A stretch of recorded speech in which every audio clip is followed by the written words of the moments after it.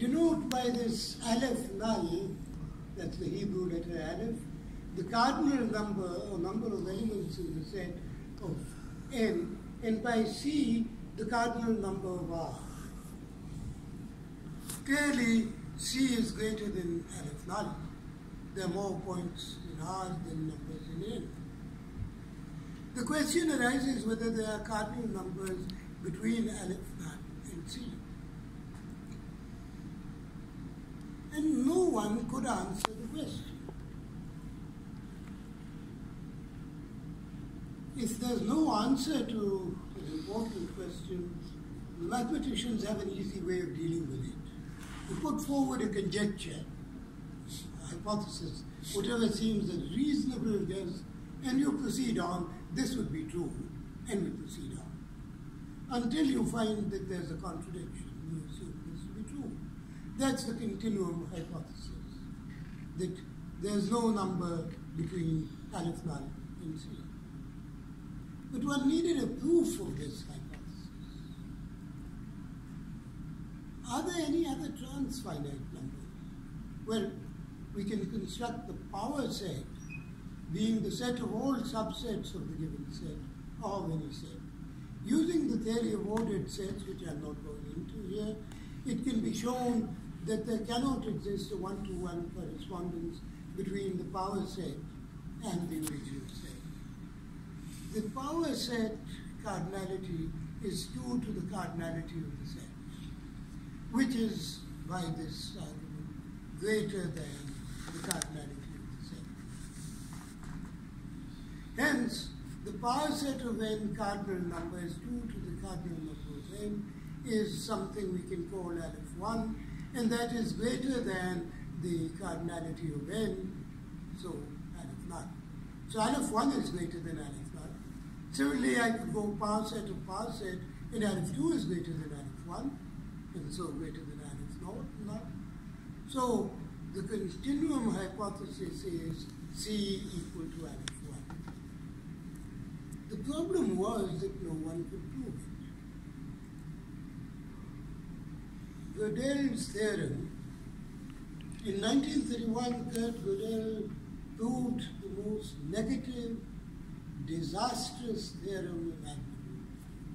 You know, the Pythagoreans had prescribed the knowledge of irrational numbers because they said that this would destroy faith in mathematics. And they would certainly have prescribed this in Egypt, probably have killed Kurt Gödel as well. The great thing, according to some people, and the worst according to others, about mathematics is that to every question there's a definite answer. Right? No. Terribly, horribly, disastrously, impossibly wrong.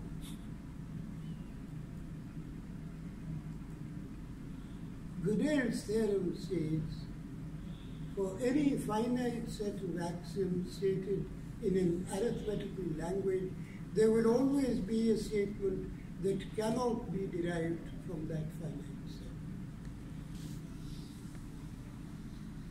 Mathematics is necessarily incomplete. The continuum hypothesis can be chosen to be true or false. Gödel agrees.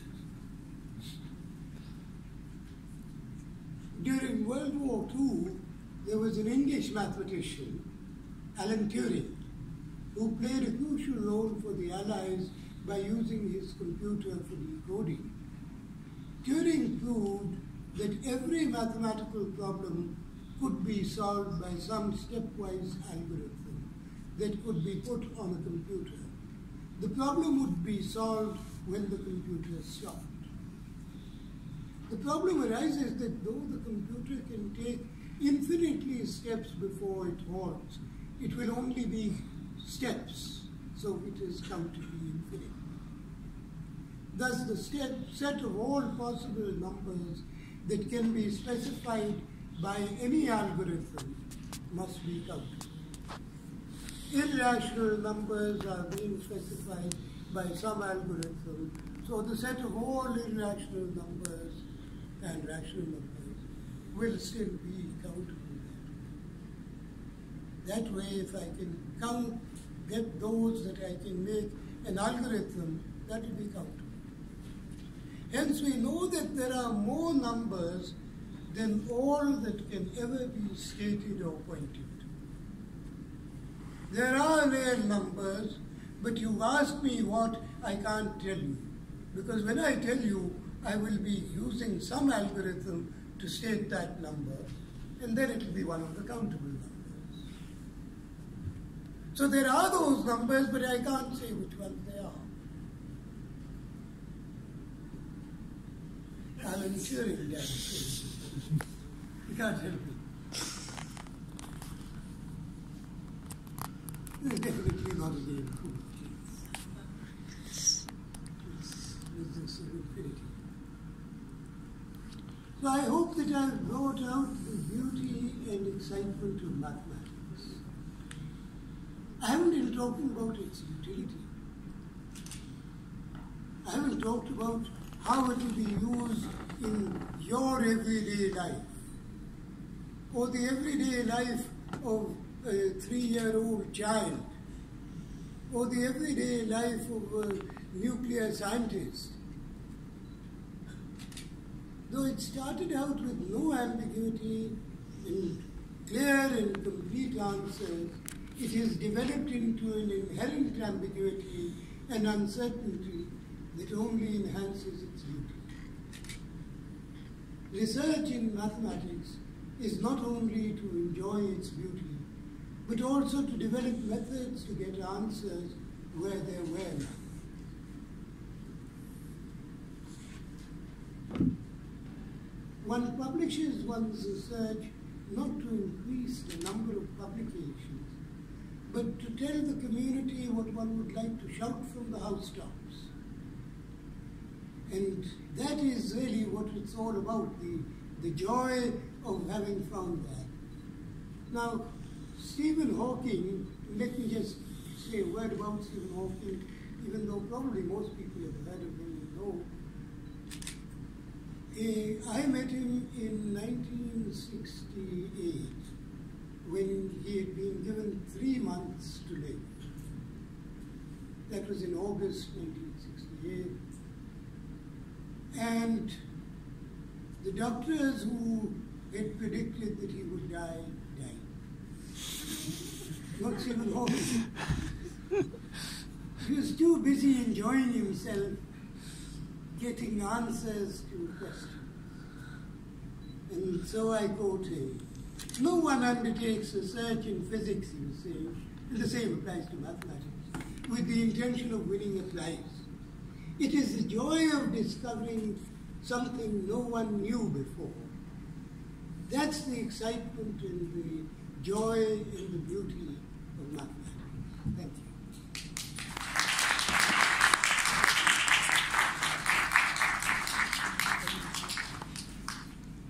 And of course, I'm perfectly available for answers to questions.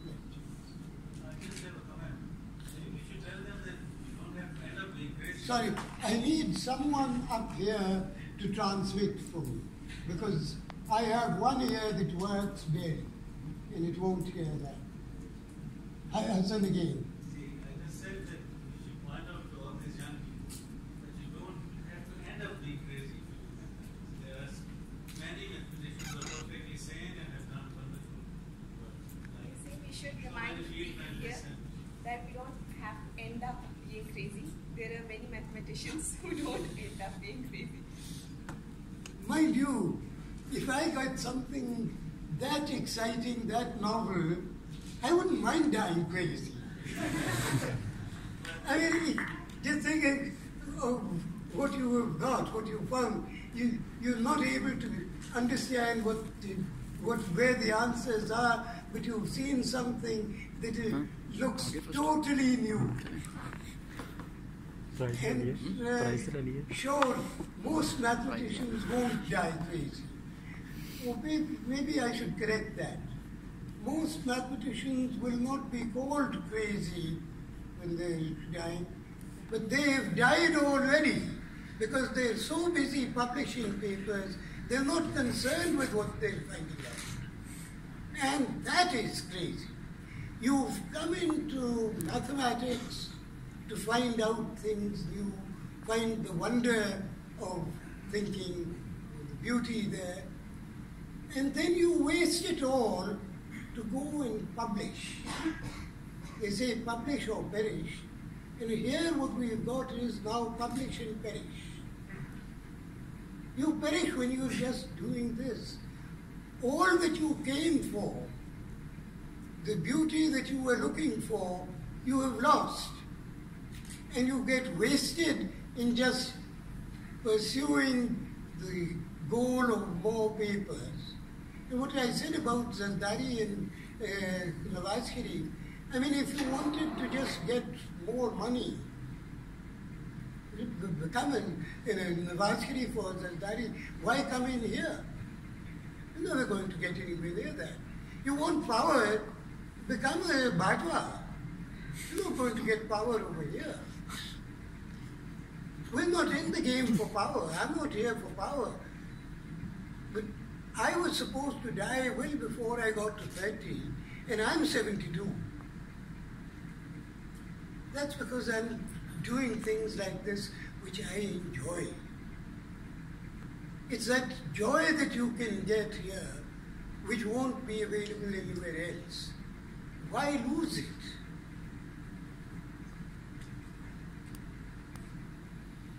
So I would also like to comment.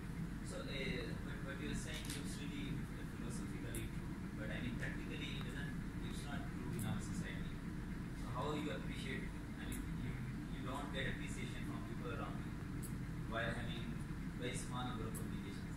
He's saying what you've just said looks philosophically true, but in practical life, how do we kind of have the just... I don't know. I thought I was practically living.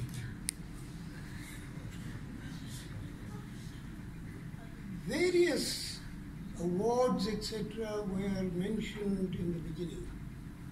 I never tried to get any. They were given to me. Where's the problem? I mean, I have not been pursuing that goal.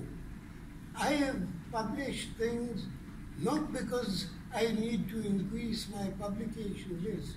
I publish because I happen to be working in a number of different fields, and whenever I find anything there which I think is really worth going for, I go for it. So I don't see where the practical problem comes in. Pakistan has problems. Pakistan has many problems. One of the biggest problems that we have is that our academics accept the myths that the administrators impose on us. We need to break those myths. They say that it is impractical and you can't. Of course, you can get to doing whatever you feel like. You can pursue what is needed. What is needed here is not more papers. They say that it is applications that are needed. Totally wrong.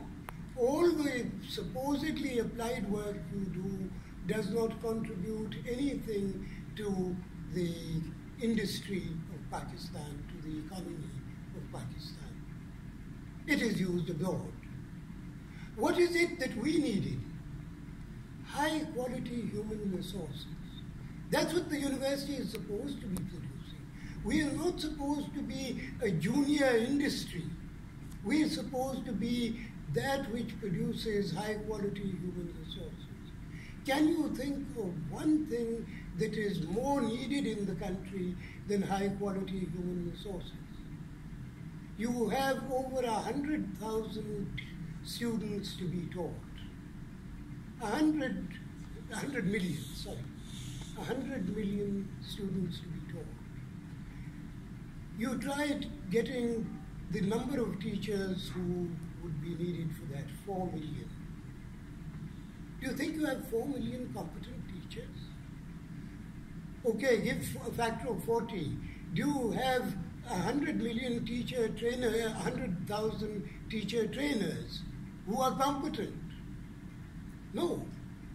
Do you have something like, let's say, 40,000 teacher trainers? No. You have to go way up. And if you go that high up, do you realize that if they're only producing teachers, who are only producing teachers, who are only producing teachers, they're producing trash because probably everything they're saying is wrong, there's no check on it. Half of the people have to go back into actually doing something with what they've learned. So you have to put a factor of 2 throughout. What is it that we need most of all? People. Highly qualified, competent people.